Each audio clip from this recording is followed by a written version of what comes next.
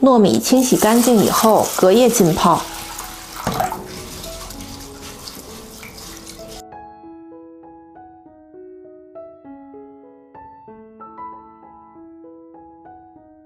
黄色的部分一定要选这种糯小米，它做出来的口感呢更好吃。也是清洗干净以后隔夜浸泡。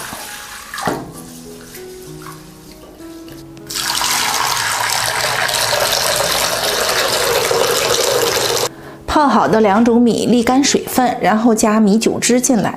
米酒汁的做法可以看我之前酒酿那期的视频。米酒汁的量呢，刚好呢可以覆盖这个米就可以了。加一些南瓜，增加颜色。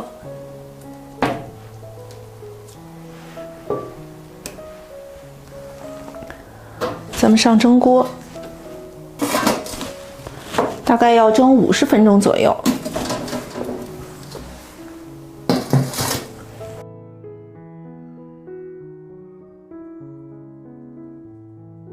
切碎的蔓越莓加一点热水浸泡10分钟。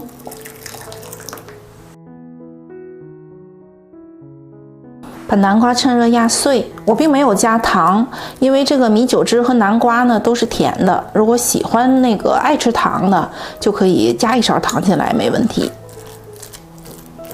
糯米饭里面加入这个蔓越莓，然后可以加1勺白糖，大家可以尝一下，如果觉得还不够甜，再多加一点也可以。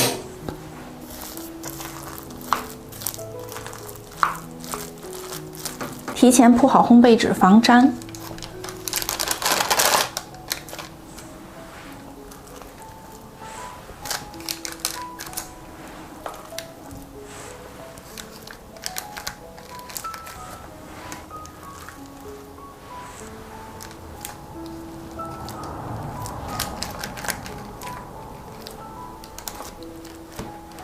白色的铺平以后，加黄色的。